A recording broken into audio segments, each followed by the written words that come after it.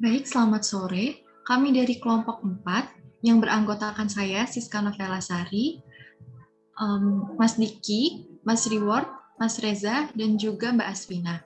Kami akan mempresentasikan materi tentang intuitive decision making. Yang pertama akan dipresentasikan oleh Mbak Asvina.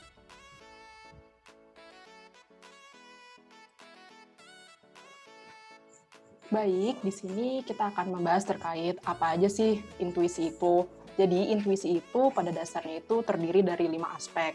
Yang dimana poin pertama itu subconscious mental processing, yakni seorang pemimpin mengambil keputusan berdasarkan dari pikiran alam bawah sadarnya. Kemudian yang kedua, values or ethics-based decision, yang dimana seorang pemimpin itu mengambil keputusan berdasarkan nilai etika ataupun budaya. Kemudian yang ketiga, experience-based decision, jadi di mana seorang pemimpin itu mengambil keputusan berdasarkan dari pengalaman sebelumnya.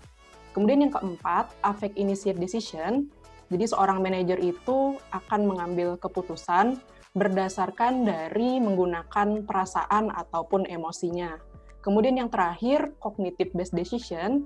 Jadi seorang pemimpin mengambil keputusan berdasarkan pengalaman, skill, pengetahuan, dan juga pelatihan yang telah diikuti sebelumnya. Kemudian akan dijelaskan Mas Reward.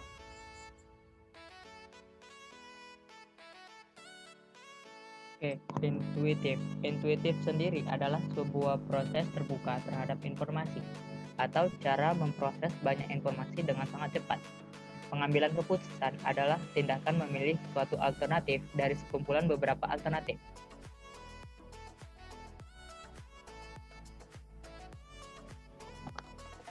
Intuitive decision making. Menurut Robin tahun 96, pengambilan keputusan secara intuitif adalah suatu proses tak sadar yang diciptakan dari dalam pengalaman yang tersaring. Pengambilan keputusan yang berdasarkan intuisi membutuhkan waktu yang singkat untuk masalah-masalah yang dampaknya terbatas.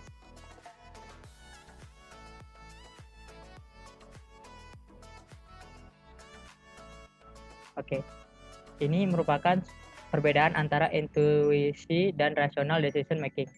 Untuk intuisi sendiri menggunakan emosi dalam memecahkan suatu masalah. Sementara untuk rational decision making itu menggunakan logika. Di mana suatu masalah untuk intuisi berawal kita mengeluarkan sebuah empatis yang nantinya akan didefinisi masalah tersebut berdasarkan apa yang kita lihat atau point of view. Setelah masalah tersebut kita definisi, muncullah sebuah ide.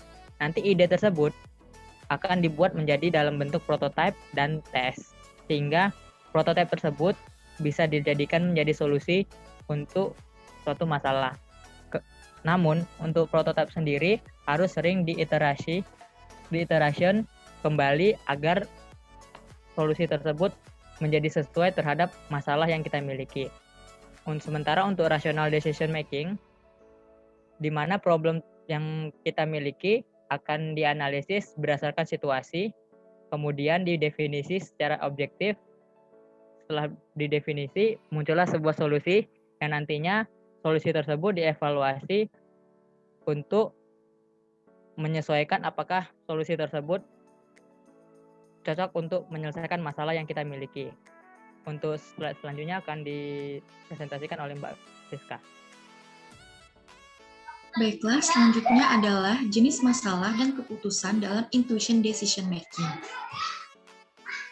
Jenis masalah yang utama di dalam intuitive decision making adalah masalah terstruktur. Ini adalah melibatkan tujuan yang jelas, familiar, pernah terjadi sebelumnya, dan kemudahan dan kelengkapan dalam mendapatkan informasi. Lalu selanjutnya, dalam keputusan di dalam intuitive decision making, dapat keputusan terprogram. Keputusan ini merupakan keputusan berulang yang dapat ditangani dengan pendekatan rutin. Biasanya, keputusan terprogram ini melibatkan masalah-masalah yang sederhana, umum, dan kerap terjadi di mana solusinya sudah ditentukan sebelumnya. Lalu, untuk model intuitive decision making akan dipresentasikan oleh Mas Reza. Baik, terima kasih Mbak Siska. Untuk selanjutnya, intuition decision making model, kelompok kami di sini mengambil salah satu contoh yaitu recognition, frame decision model atau RPD. Di sini terdapat siklus yang diawali dengan siklus situation.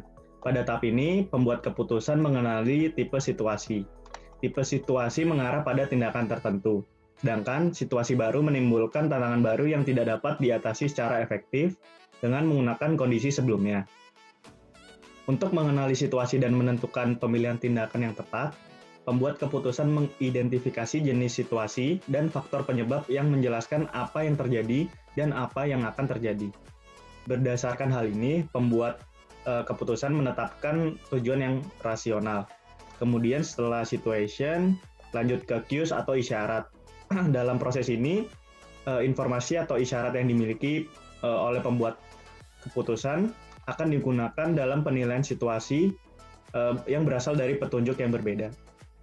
Selanjutnya, patterns merupakan situasi yang pernah dialami pembuat keputusan sebelumnya sebagai dasar pengambilan keputusan selanjutnya.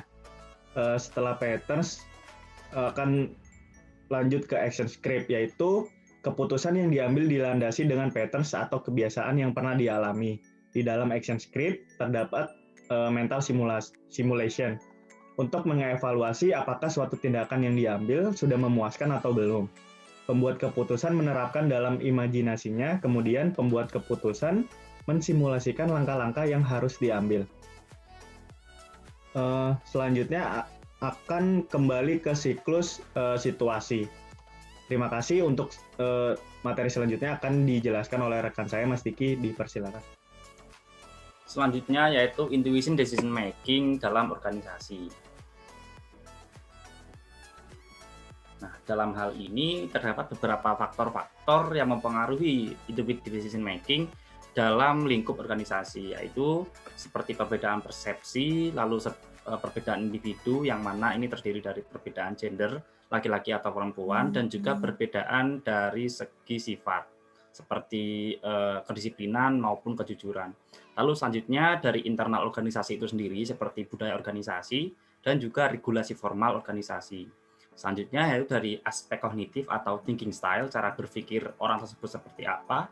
Dan yang terakhir yaitu mood state atau keadaan mood seseorang dalam mengambil keputusan saat itu seperti apa. Misalkan apakah dia sedang marah, apakah dia saat itu sedang sedih, ataukah apakah dia sedang bahagia. Ilustrasi berikut merupakan contoh ketika seorang pemimpin yang mendapati anggotanya mengalami keterlambatan dalam mengambil keputusannya dipengaruhi oleh beberapa faktor yang sudah saya sebutkan tadi. Misalkan ketika keadaan mood dia sedang bahagia atau sedang marah pastinya akan berbeda. Lalu dari thinking style, dari cara berpikir dia bagaimana, lalu dipengaruhi internal organisasinya sendiri, dari budayanya seperti apa, lalu dari regulasinya seperti apa ketika ada seseorang yang terlambat. Lalu selanjutnya dari perbedaan individu, dari segi sifat bagaimana, dan yang terakhir dari perbedaan persepsi, bagaimana seorang pemimpin melihat seorang keterlambatan anggotanya.